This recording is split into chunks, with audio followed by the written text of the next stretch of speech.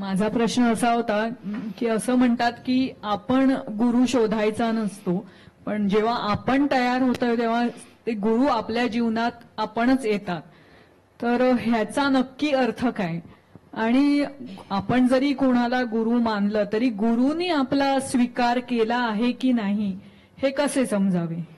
श्री स्वामी समर्थ. मुळात आपण गुरुला शोधण्याची आवश्यकता नाही, आपण तयार झालो की गुरु आपल्याला शोधत येतात,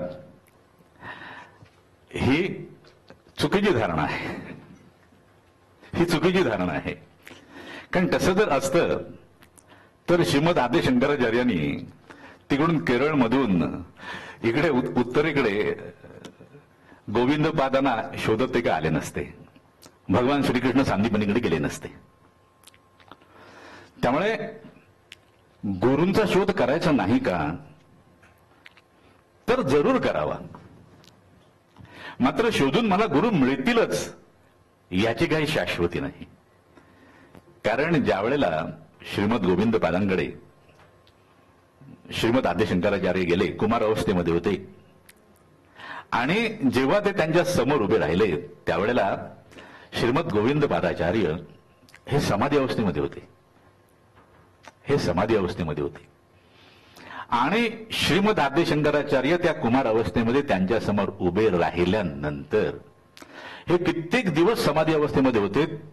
त्यांनी समाधीमधून बाहेर येऊन त्यांना विचारलं, तू कोण आहेस?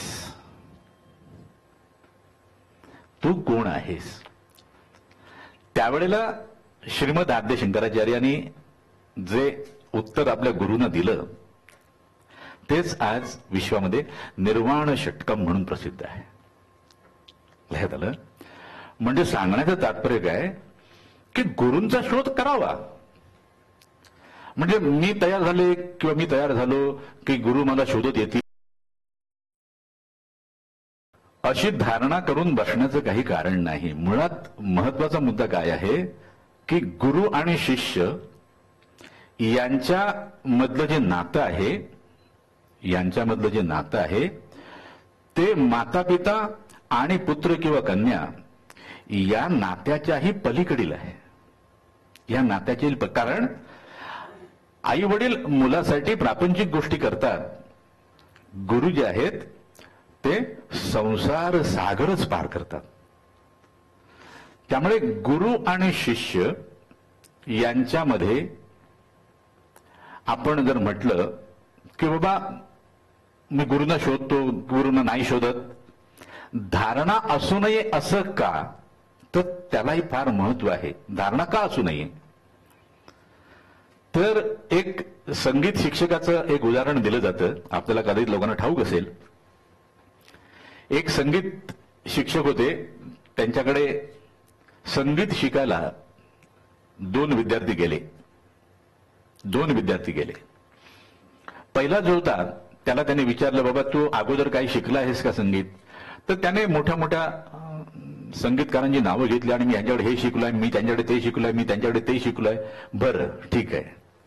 दुसरा होता, त्याला त्याने विचारलं, अरे बाबा तू काय शिकलायस का कुठे? तो म्हणाला, नाही हो, मला काहीच माहित नाही, मला संगीताविषयी काहीच माहित नाही, पण मला शिकायचंय आपल्याकडून, पण मला शिकायचं. ठीक आहे, तुला जो काही शिकलेलं नाही त्याला सांगितलं, तुला मी 2 महिन्यामध्ये संगीत शिकवेन, तुझी फी 20,000 रुपये असेल.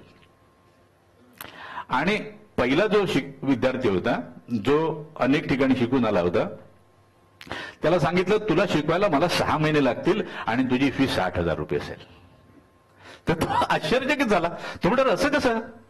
ह्याला काहीच येत नाहीये, त्याला संगीत म्हणजे काय हेच ठाऊक नाही, त्याला तुम्ही 2 महिन्यात शिकवणार म्हणताय आणि त्याला 20,000 शिकवणार, आणि मी एवढं सगळं काय काय शिकून आलोय, तर मला तुम्ही 6 महिने घेणार शिकवायला आणि 60,000 रुपये माझ्याकडून घेणार?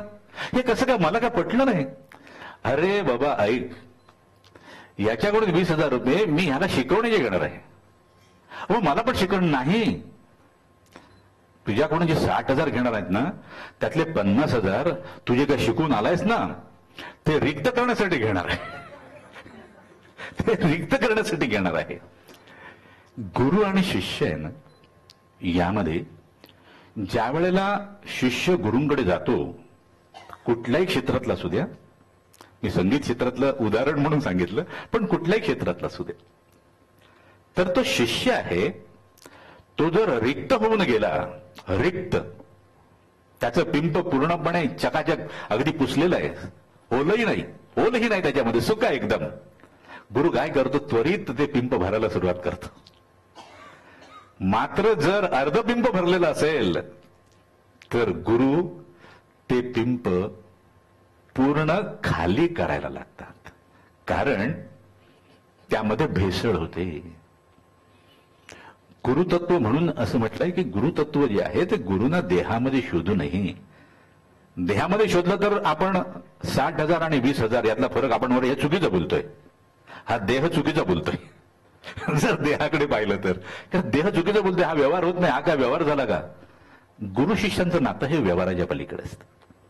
गुरु शिष्याचं नातं व्यवहाराच्या पलीकडे असतं.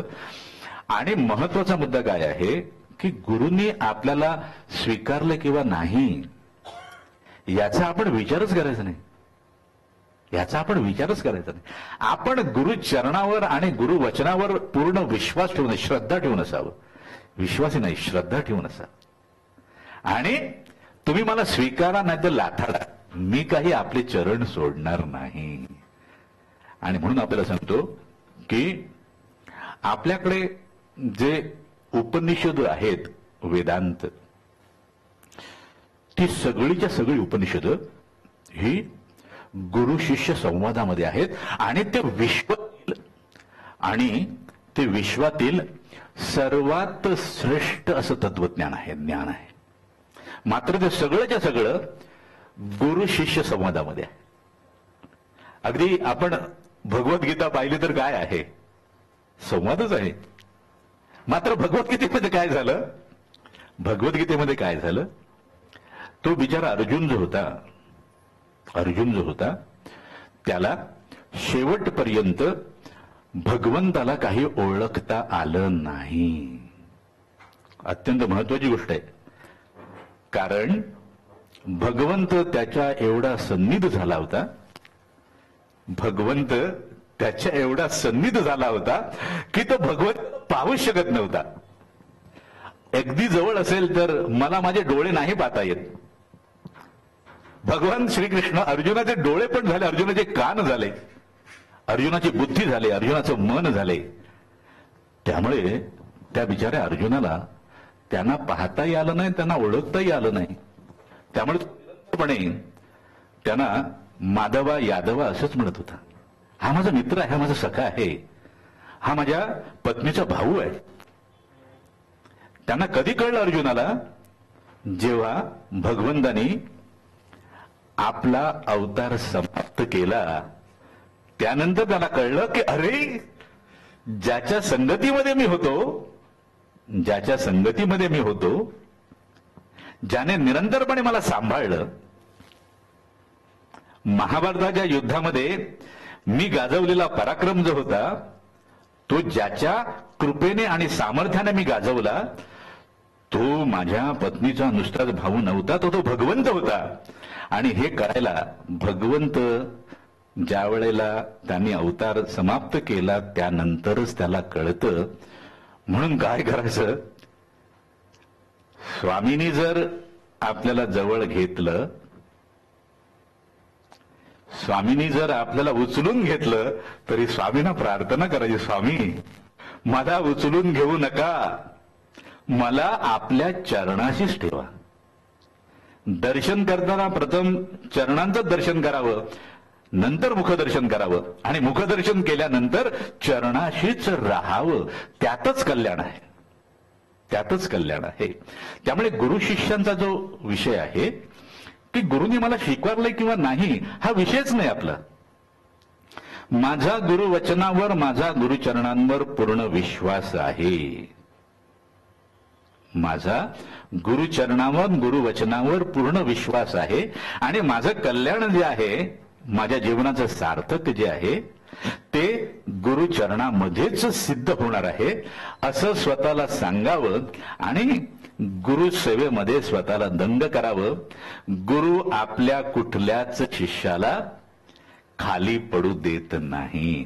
भले मग तो शिष्य कसाही असू दे, भले मग तो शिष्य कसाही असू दे. की श्रीमद आद्य शंकराचार्यांचा एक शिष्य होता, त्याचा गुरुचरणावर आणि वचनावर प्रचंड विश्वास. इतर जे शिष्य होते ते सद्गुरू म्हणजे श्रीमद आद्य शंकराचार्य ज्या वेळेला त्यांना आध्यात्मिक शिक्षण देत होते, सांगत होते, त्यांच्याशी तत्वज्ञानाच्या चर्चा करत होते, ते सगळे लक्ष देऊन ऐकायचे. आणि मी आज हे आत्मसात केलं, मी हे आज आत्मसात केलं. त्यामध्ये एक त्यांचा शिष्य होता, त्याचं काम काय होतं, दररोज सद्गुरूंचे कपडे धुवायचे, दररोज सद्गुरूंचे कपडे धुवायचे. आणि एक दिवस असा आला की तो कपडे धुण्यामध्ये एवढा दंग झाला, सद्गुरूंचं स्मरण आणि कपडे धुतं त्या लक्षातच नाही आलं. म्हणजे गुरुनामामध्ये एवढा दंग होऊन गेला. आणि इकडे आता वर्ग चालू होणार आणि श्रीमद आद्य शंकराचार्य त्यांची वाट पाहतायत. त्यांचा एक दुसरा शिष्य होता, तो म्हणाला, गुरुदेव किती वेळ वाट पाहिजे, नाहीतर त्याला काय येतंय, त्याला काय कळत नाही. तर श्रीमद आद्य शंकराचार्यांनी त्यांच्याकडे एकदाच पाहिलं, फक्त काय बोलले नाहीत. त्यांच्या लक्षात आलं की हा माझा शिष्य जो आहे तो अहंकारयुक्त झाला आहे, अहंकारयुक्त झाला आहे. आणि ज्याच्यावर गुरु प्रेम करतात अशा आपल्या कुठल्या शिष्याला ते अहंकारयुक्त होऊ देत नाही. कारण अहंकारयुक्त झाला तर निश्चितपणे नुकसान आहे, निश्चितपणे नुकसान आहे. मात्र श्रीमद आद्य शंकराचार्यांनी तिथूनच त्या आपल्या शिष्याकडे कृपादृष्टीने पाहिलं, कृपादृष्टीने पाहिलं. आणि जेव्हा तो आला त्याला सांगितलं की बाबा, आजपर्यंत मी तुला जे शिकवलंय ते काय तू ग्रहण केलंस ते एकदा सांग. आणि त्याने जो वर्गात उपस्थित नसताना सुद्धा ज्या गोष्टी शिकवल्या गेल्या त्याने त्या इतर शिष्यांसमोर कथन केल्या, वदन केल्या. सांगण्याचं तात्पर्य काय की गुरूंकडे एक शिष्य श्रेष्ठ, दुसरा शिष्य कनिष्ठ असाही भाव नसतो. असा भाव जर असेल तर तो गुरु नाही. भेदाभेद कधीच नसतो. कारण गुरु हे एक तत्व आहे. आणि आपलं भारतीय तत्वज्ञान जे आहे ते विश्वाला त्यांनी काय सांगितलंय, गुरु साक्षात परब्रह्म. स्वामी म्हणाले, गुरु रेव परब्रह्म, गुरु हेच परब्रह्म, दुसरं परब्रह्म नाही रे बाबा, गुरु हेच परब्रह्म. मग परब्रह्माने मला स्वीकारले किंवा नाही याचा विचार मी जीव दशेत असताना करूच नाही. बाबा स्वीकारायचं की नाही हे तुम्ही ठरवा. आणि जेव्हा आपल्याकडून ते समर्पण करून घेतात, अत्यंत महत्वाची गोष्ट आहे. मी म्हटलं की मी समर्पित होईन तर माझ्याकडे मी समर्पित झालो असा भाव जो निर्माण होतो त्यामध्ये सुद्धा अहंकार खचाखच भरलेला असतो. म्हणून समर्पित करून घेण्यासाठी आपण त्यांनाच प्रार्थना करावी. आणि त्यांनी समर्पित करून घेतलं की समजावं की त्यांनी आपल्याला त्यांच्या चरणाशी स्वीकारलं आहे. त्यामुळे पुन्हा आपण अधिक प्रमाणात कुठल्याच प्रकारची धडपड करण्याची आवश्यकता राहत नाही. श्री स्वामी समर्थ.